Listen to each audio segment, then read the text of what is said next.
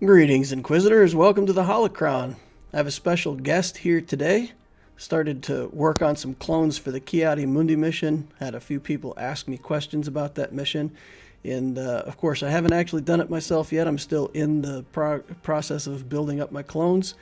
So I invited a special guest to talk to us today, Inquisitor Batz, Batzys. Welcome and thank you. On the channel, man. I appreciate it. All right, so we're going to talk today about how to set up the traditional clone team, and then we're going to talk a little bit, speculate a little bit on how the Bad Batch version of that might work. Does that sound good? Yeah, let's do it. All right, so first things first, we do have some, I guess, a lot of discussion to do about mods, right? So Yeah, mods are probably the most important thing when it comes to this mission. You have to have your characters a certain threshold or else you will fail 99% of the time.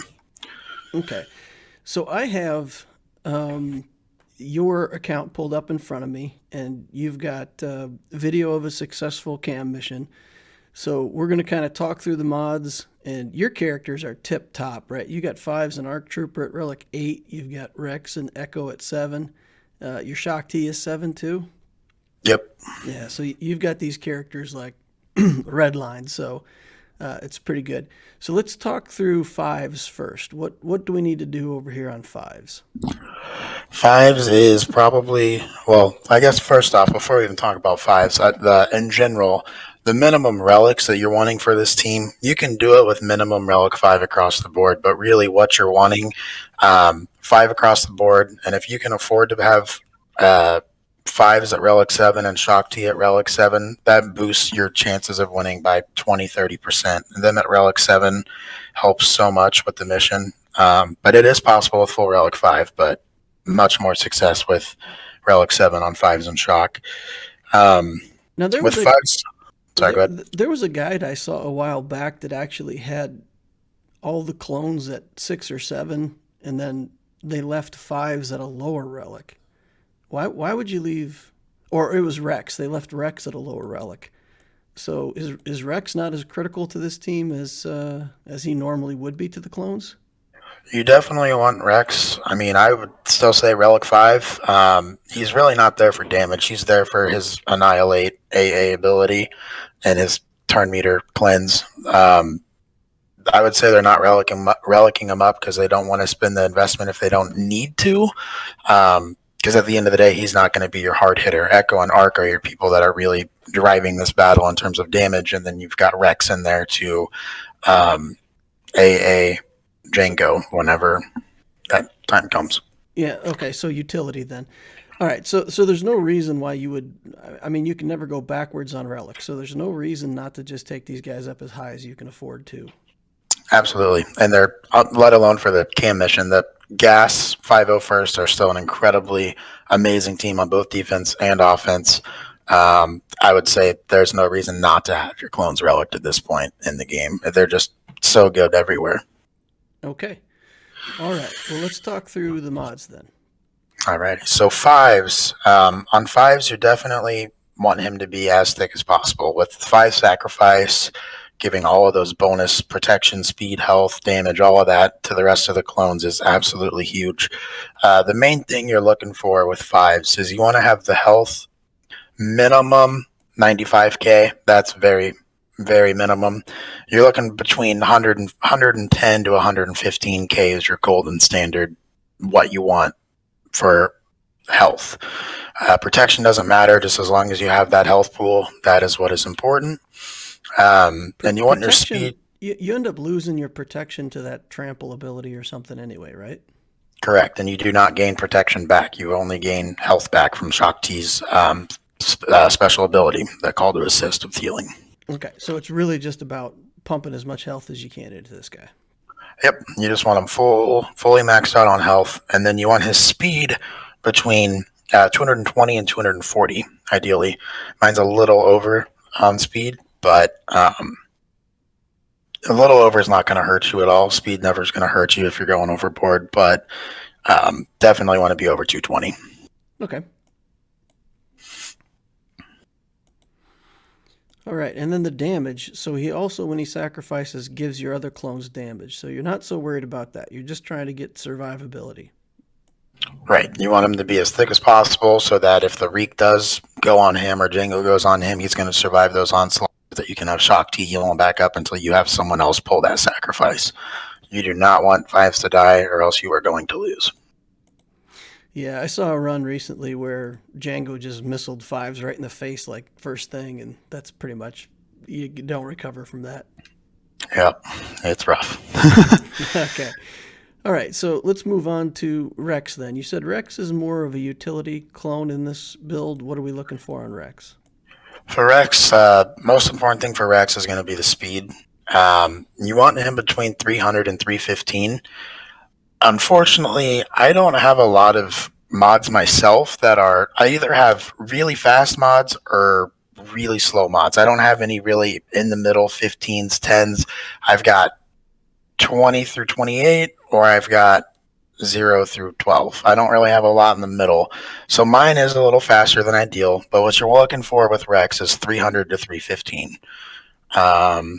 With his special, where it calculates the speed based off of his clones, allies, he's always going to go first instead of Shaak Ti. So it really doesn't matter as long as you have at least 300 speed. It can be as fast as you want him to be. Most important thing for him is going to be his health, because if he dies, you're not going to win, because he's really the only character that's going to be able to kill Django with his AA. Health, you're looking for 60 to 70k. I'm smack dab in the middle right now at 65k. If I can find some better mods that have speed and health to get me up to that 70k mark, I will definitely do it. But right now he is working. Plus, you have to consider once someone does die out and trigger sacrifice, he's going to gain all that extra health from fives. Yep. Okay. So we just make him fast and health Fast everywhere? and healthy. Yep. Okay. And if you couldn't get his health up, you've got offense main stats on your cross and your triangle, but if you couldn't get him healthy enough, you'd sacrifice that offense and just put more health on him, right? Absolutely. Mine are just like that because the speed on them. If I did not have those high speed for offense primaries, which I've been blessed with, I would definitely have, I would highly recommend not having those as offense at all. I would have those both as health. 6 dots on both the crosshair and the triangle. The health is more important than his damage all the time. Okay. Perfect. Okay, so now let's talk about Echo. Echo is your main damage dealer in this situation. There are 2 different builds for Echo. He's kind of a weird one.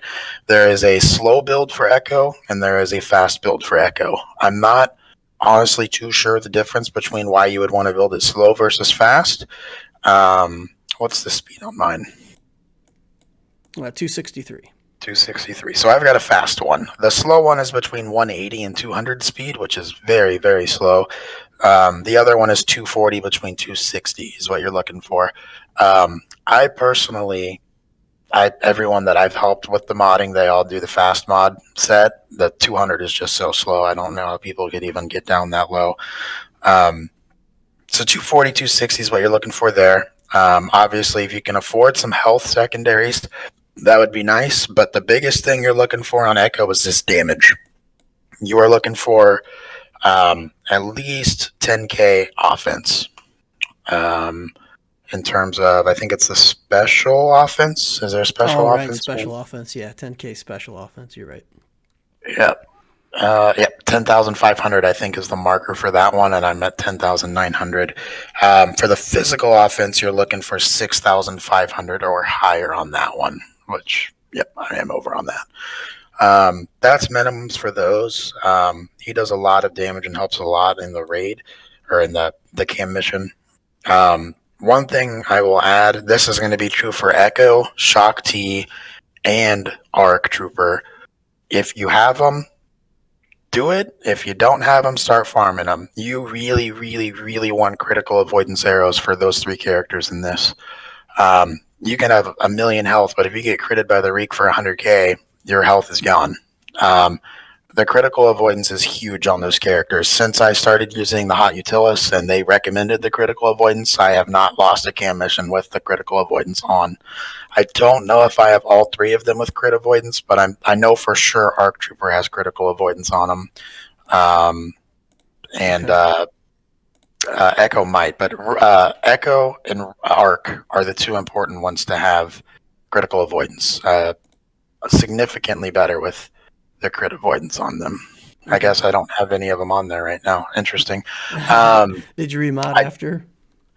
I thought I switched right before we got hopped into the video, but maybe I have it set up differently this time. I do have two different KAM builds that I have loadouts for.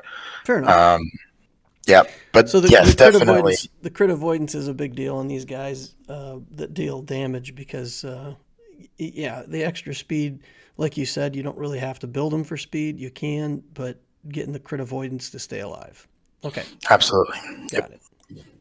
I would say probably 15 minimum speed on the secondaries if you can roll that for the critical avoidance arrow. Hard to give up too much speed because it's normally a 32 speed arrow. So try and shoot for at least 15 or 16 if you do have a critical avoidance arrow. Yeah. So then Arc Trooper is really the star of the show, right? He's the damage dealer. He's got to have speed, offense, hit hard. He's got to pretty much have the whole package, right? Arc Trooper is an amazing character. He is awesome. He does a lot in this mission. Him and Echo are the mission, basically. All right. Arc Trooper, you're looking for 280 to 310 on the speed. That's the ideal speed. I'm right there in the middle, so that's nice. For offense, you're looking for that 10 to 11K range. Yep, 10 to 11, and I'm over by a good amount there, so that's nice. Health and stuff doesn't matter as long as you're hitting the speed and the offense threshold on there. Put as much secondary offense or as much secondary health on there as you can, but primarily we're looking for that speed and offense, and any extra health and protection is just a benefit if you hit those markers. Okay. So no crit damage on the triangle then. Typically, you would want a crit damage triangle. Okay. In this case, I ran on Hot Utilis. There is a wizard on there, and you can set it up to look for other people's similar loadouts. The user Fatal on there, I use his template, and that is what it recommends for me, and it's worked very well. A lot of people do use critical damage, though. It might be because of the speed on there, which is why it wanted the offense. But it does either way. As long as you're hitting those thresholds, it should be fine. Hey, if you have to pick a player, Fatal's a good one to copy, right? Oh, yeah. Fatal's great. Nice. And all of this information I am getting from a picture. I believe Mr. Loquitur will be putting those in the description as well. Shout out to Colin Swgoh. They have the picture that we're using today in regards to where we're getting this information from. So Yeah, we'll post a link to that. It's a nice pictorial. It kind of talks through the mission and modding and stuff like that. So it's a good resource. All right, so Shaak Ti is the last one. And did you switch her mods, or are you actually using her with 5.mods? is that my Shaak Ti? I Um, don't think. Yeah, I don't think it. I don't think it. I don't think I switched them over then. I think those are my normal mods on those. Um, Shaak Ti, yeah, that's definitely not correct. Shaak Ti is honestly the most important character out of all the characters. She cleanses all of them if they have flame or buff immunity.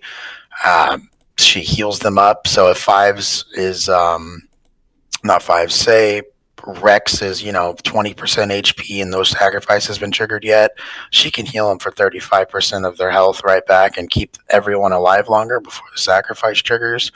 And later in the matchup, she can heal them up if needed. If Shaak Ti dies, you are going to lose most of the time. She is by far the most important character in terms of keeping your team alive and survivable. Her speeds, you're looking at 315 to 340. I would definitely, if possible, recommend the 340 plus range. That is not my KAM loadout, Shaak Ti. I yeah, apologize for that. no problem. No problem. but 315 to 340. I believe I'm running mine at 356 whenever I am running that mission. Yo. Health, you're looking between 80 and 100k. I would definitely recommend as much health as possible. If you can get over 100k, do it. No reason not to. If she doesn't do damage, you don't need offense. Just give her. If you have the speed, I would do 6 health mods, all 6 dot with health primaries. Okay. As long as you get into at least 315 speed, I would definitely do full 6 dot health mods. Other thing I'd say for Shaak Ti is if you have the extra arrow, critical avoidance as well for the arrow. Everything else would be health. All right. Okay, so then talk us through what to expect when we get into the mission.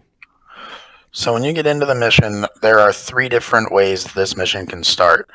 Django will open up with burn and burn everybody. He'll open up with a rocket, either on the Reek or on one of your characters, or he will basic the Reek. Those 3 options will happen at the start of every single one. The most likely, from what I've seen, is the basic on the Reek. That is what you want because that is your best chance at winning this mission is when he basics the Reek. And there is a link in the description that we'll have posted that will include all 3 strategies and what to do. If he burns first, if he rockets first, or if he basic first. It also has a what you're looking for. When we covered those mods, it'll have the mod on an Excel spreadsheet in the link as well. Okay. So basically then after the opening, you enter a phase where you're working your way through killing the 2 B2 battle droids, right? Correct. So no matter what happens off the start of the match, whether it's the basic, the flamethrower, or the basic or the rocket, you're always going to be going for after the B2s first. They always put the buff immunity on you, and it's just you don't want that. So right off the bat, you are putting all of your abilities, all of your damage directly onto those B2s to get them out because they do not spawn back in. Okay. So you're rushing the B2 kills, and then you'll just have the Reek, Django, and your clones and Shaak Ti left. That's what you're wanting off the bat, no matter what. Okay, and then you enter a phase where you're fighting it out with Django and the Reek, and Django Correct. Can kill you, or he can kill the Reek. And what do we have to watch for in that phase? So this is where it gets tricky, and a lot of people that aren't familiar with the mechanic of trample understand this battle. This battle is really a puzzle, and once you learn the puzzle, it's very easy. You just have to learn it and play it a couple times. So the trample mechanic is whenever anyone is trampled. So if Django has 1 stack of trample and Rex has 1 stack of trample, you cannot do damage to Django. If you have more stacks of trampled than Django, you can do damage to Django. So if you have 2 stacks of trample on Rex or Arc, you can then do damage to Django if he only has 1 or none. And then you really want to pay attention to this because this is by far the most thing is this trample mechanic.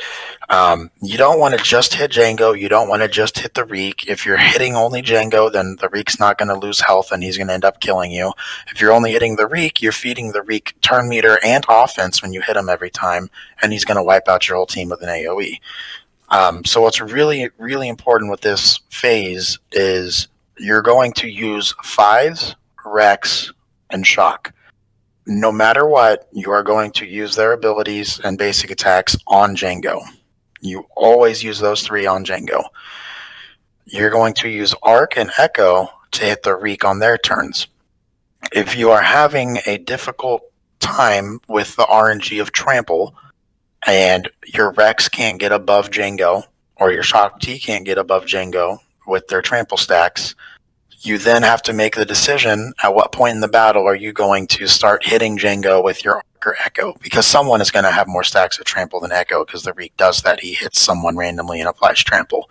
So someone on your team will have more stacks, and at a certain point when the Reek is around, I would say 80% health, you're going to, if Echo or Arc have that trample more, then you're going to start hitting Django with Arc or Echo so that you can start working Django down. And Django will still be doing damage to that Reek along with your other, whether it's Echo or Arc, whichever one doesn't have the trample will still be hitting the Reek. Once you have Django dead the first time, he loses those trample stacks, and your Rex, if he's still alive, which is if he will still have at least one stack of trample. So when he respawns back in, you'll be able to AA Django and insta kill him because he won't have trample on. Okay. So it's playing that trample ability with Arc and Echo if Rex and Shaak don't have it, to where you kill Django the first time and then you AA him with Rex, and then it's all in on the Reek at that point. Now there is a special ability that pops up in the game called Stand Your Ground, Yes. and typically you're going to use that to clear Shaak Ti of the trample buffs and make sure that she's not dying, right?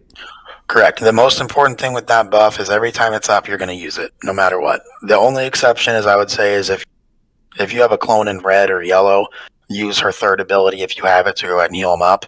But if all your clones are in green, you're going to use that trample ability 100% of the time. You're going to always make sure Shaak Ti has that stand your ground. Use it on her first. Make sure she doesn't have any stacks of trample, because it is very important that she stays alive and keeps these clones healed. If you have the turn and it's your turn, I put it on Echo. I put the trample on Echo to keep him healthy because he's doing a lot of damage. And I always have the arc turret on Echo. So every time Echo's hitting, the arc turret's hitting. So you kind of have that arc trooper damage with Echo. And that's why I keep Echo alive the entire time with the trample mechanic if Shaak Ti doesn't need the trample stand your ground ability. Okay. So now that we have an idea of what to expect from all this, you do have a video up of your latest completion of the KAM mission, and this one admittedly went very well. There's not too many dicey moments in it, but I think it'd be nice to talk the crew through it and show kind of all of these things in action. Absolutely. All right. Can you see it up on the screen? Okay. Sure can. All right. Well, I'll play it for a little bit and then we'll pause it when we need to chat. Sure. So here we're picking clones. Does it matter what order we put the clones in? Yeah. After they're placed, if you want to go ahead and pause it. So the order for this mission specifically, it does not matter. I put them in the same order, whether it's with gas or Shaak Ti. What? This is always the order I run. For this mission, it's because I know where the clones are every time. I know where they're going to be, so I don't accidentally thumb type the wrong person on an assist or something. In terms of like Grand Arena and stuff, this is the order you want, because if there is an AoE, if 5's in the 5th slot, he will trigger sacrifice every time. If there's an AoE that kills multiple people. So having 5's in that 5th slot is very important. And then I just have those other 3 in those places just because I've always had them there, and it's a comfort thing for me. And when I help people with the guild, I also tell them to put them in this order so that I can make sure we're clicking on the right people when we're walking through. All right, so we've got the team order set then. 5's is in the last spot. And we're going to roll forward here and get into the mission.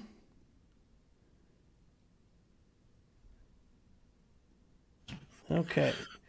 So here we've got some chatter. All right. So there's the AoE. He just did the flames on everybody. Yep, that is.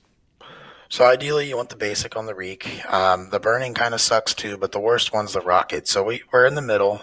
Tougher situation, but we'll get it under control. So since we do have that debuff on us, we definitely want to use a cleanse ability with Rex so that we get the burning off of us. So that's the first thing I do. Okay. All right. Then you got your first stack of trample on you, whether you like it or not. All right. All right. So here you're checking your sheet to make sure you're doing the right thing. Yep, absolutely. Because normally it starts with basic for me, so it was kind of different. Also, as you can see, that Rex took a beating right there. He's already in the yellow. In the yellow, yeah. And that's with some pretty good health and a high relic level. Mm-hmm. Also, I'll just add, every time Echo has his grenade up, I throw the grenade. There's no reason not to. It'll hit the Reek, and if he can damage Django, it damages Django. So every time Echo has the grenade up, let her fly. So we're going to use the stand your ground on Shaak Ti, so she's not trampled anymore. The Reek actually ignores, so does Django. They ignore taunt. So You can always use cover fire with fives to call whoever's not debuffed to assist or trampled to assist to get an extra hit on whoever. Okay. So that's another thing you can do, because a lot of people are like, why would I want to? It doesn't really matter. In this case, right here specifically, I really, really want to cleanse everybody because they're debuffed out the wazoo right now. But my Echo is really damaged. We just trigger sacrifice. Shaak is already getting to the yellow. So I believe I use my third ability here to go ahead and heal Echo back up and get Shaak Ti healed up again as well. Oh no, I didn't. I used the other one. Iron Discipline. If I were to do that again, I would have healed Echo for sure. That was a risky play doing that. Okay. Yeah, see, that's cool. You can learn from your own mistakes watching video footage. All right. and you did take a shot on the reek there. Yeah, I think that might have been a miss. Oh, okay. You should always. All right, so we got the droid down. Now, we see Django flashing into damage immunity. So basically, if somebody's taking a turn and they have equal or fewer stacks, then he has damage immunity on. Correct. And if they have more stacks, so in this case, Echo, he will do damage. Okay. All right, but we're preferring to go ahead and damage that reek while we can. Correct. Okay, and then here Shaak Ti uses her cleanse on the ARC Trooper. Mm-hmm. Okay. Throwing the grenade, doing a little more damage to Django. And you've got the aerial assault up, but you can't really use it, so you're just hitting him just to throw away your attack so you don't buff the reek. Correct. Yep. Okay.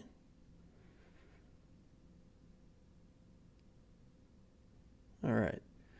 So now, again, we don't have enough stacks on Rex. Okay, we can do damage with Echo.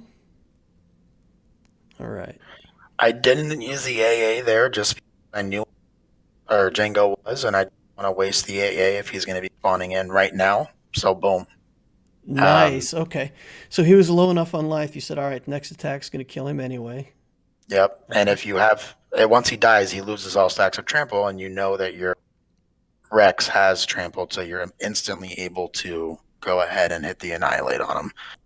I hold the Annihilate every time until his second life. Otherwise, you're wasting it because he's going to be right back, and who's going to kill him then, kind of thing.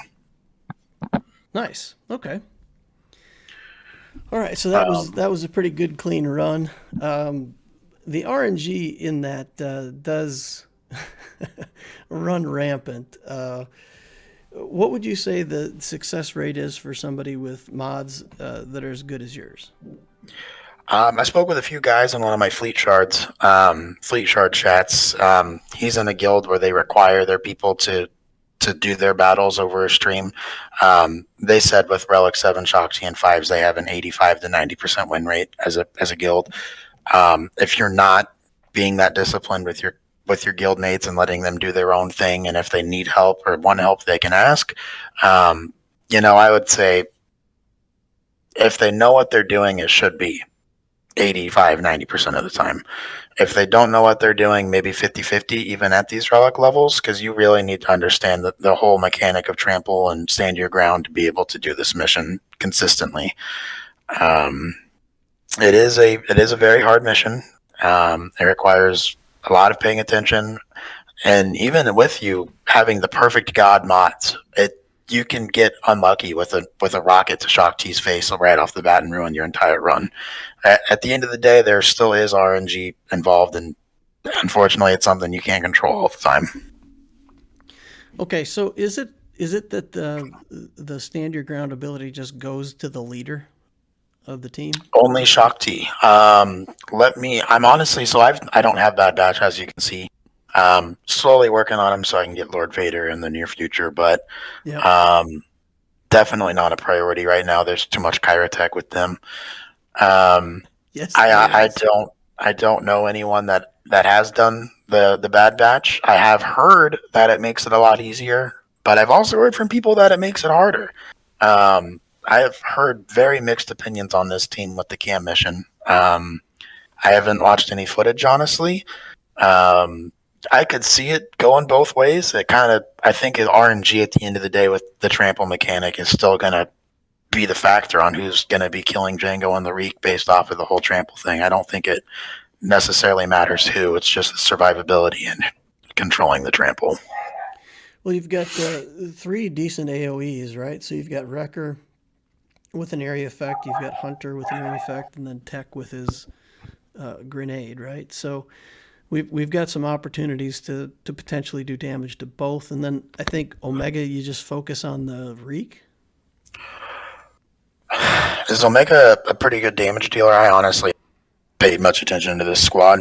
She's supposed to be, but her mechanic requires her to basically mark something, and then, when she attacks a marked target, escalates her damage. So I think she's best when she attacks the same thing over and over again. So I would assume so, yeah. I still think that should be Crosshair's slot, but I'm impartial to that. It just looks weird. I mean, they need Crosshair in there. I would assume you're going to have... Put in Crosshair and have him be Darkseid. Right, that'd be cool. Kind of like Bounty Hunters with Mando and Grief. Yeah. You're going to definitely want Omega hitting the Reek, and then I'm not sure who the other damage dealer is on the team. Is it Echo? Echo's more of a support, isn't he? He is, but his grenade does a ton of damage. So I don't know what they look like at full relic level. I haven't really had a chance to study up on it too much. But Hunter does pretty good damage. Tech does pretty good damage with that grenade. And then Omega, I think, does damage. So, but if we can't remove stacks of trample, then it's pretty much a damage race. Like, we've got to get enough damage down before we get trampled, right? Yeah, I would definitely have to reread the mechanic for the actual fight itself. I don't know if it's the leader's T that has that. Definitely need to look up on that. My only concern with the Bad Batch team is, as you mentioned, they have lots of AoE. If they're hitting hard AoEs, my concern is killing Django too early or killing the Reek. If you ever kill the Reek, you're going to lose because Django gains 1 million damage bonuses and 1 flamethrower is going to kill all of you. So you never, ever kill the Reek before Django. If you do, you will lose, guaranteed. So that's why in the footage and all the other battles that you're going to do in the future, always kill Django first. That's why we weren't going all in on the Reek, because once the Reek dies, if Django's still alive, he's going to destroy your team. So it's always very important to make sure to kill Django first all the way. And my concern with the Bad Batch is if they are pretty trampled up and they're throwing those AoEs, if they kill the Reek too early, or if they kill Django too early and the Reek has too much health, are you going to be able to do enough damage to kill him, or is he going to ramp up so much from you only attacking him now with 1 AoE? Now, Django only ever lives twice, right? Like, he's got the Bounty Hunter's Resolve and he comes back once. But that's and then it, if right? he kills you, he gets Bounty Hunter's Resolve again. Oh, right. If he gets a kill, he gets the buff back. Yep. Right. So if he does 1 flamethrower and kills 1 guy, I think it resets his cooldowns in this mission specifically, plus he gets Bounty Hunter's Resolve. Ooh, so that could I don't know about the reset cooldowns, but he definitely gets the Bounty Hunter's Resolve, and he gets 1 million offense. So he'll one-tap you if he doesn't kill you with AoE. So that sounds scary. Well, I learned that the hard way. I'm going to try doing it with the Bad Batch. So hopefully we can figure out a mechanic to make that work. There's got to be some footage out there of people who have done it before. So, hey, thanks a lot for the coaching session. I think this is helpful for me. It's helpful for a lot of the other folks out there who may, have a camp mission at some point in their future. All right, after a little bit of research, I found out that the Stand Your Ground ability does appear on the leader. So with the Bad Batch, we will still have access to that skill on our leader. It looks like some people were using that to keep Wrecker clear of the stacks so that he can keep tanking and not die. It looks like Omega really gives a ton of survivability to the team in terms of extra protection up before the mechanic kicks in that takes away all the protection. So it looks like it's more of a durability race, and then you have maybe even a little more flexibility with how you do damage between the Reek and the Jango Fett. So it looks like the Bad Batch can be a pretty reliable team. Of course, going to have to see it played out to make sure that it's going to work like we expect. So let's recap the most important things that we learned. So first of all, having access to a guide and having that guide handy for you when you're doing this mission, especially if it's for the first time, is very important. Second thing, if it's possible, if your guild does streaming on the KAM mission, just jump in there, sit, watch other people do the mission, watch them work through it, see how the different RNG works out. The more that you know what to expect, the better it'll be the first time running in there. Number 3, you got to get your mods in order. You have to have good enough mods to be able to do this, or like Batz said, you have to be willing to maybe over relic your character to guarantee their durability. So those are the main 3 things. And then, if when you're actually doing it, you can be in that guild stream and have experienced players looking over your shoulder, helping you make the right moves. That can help a lot too. So don't feel like you have to just do this alone and jump in there and hope for the best. Prepare for it, get the right characters, get the right mods put together, and be willing to raise your hand and go in there and get some help from other people who've done the mission. There's no better way to get through it for the first time. So that's most likely what I'll be doing. And hopefully for the next light side GOTB, I'll be able to get these Bad Batch in working order, and we'll be able to see that actually work out and get a KAM shard for the guild. All right. Well, thank you, Inquisitor Batz. I appreciate you hanging out with me today and doing this re-education program. Thank you, my lord. All right. Thank you all for watching, and I'll see you in the next Holocron.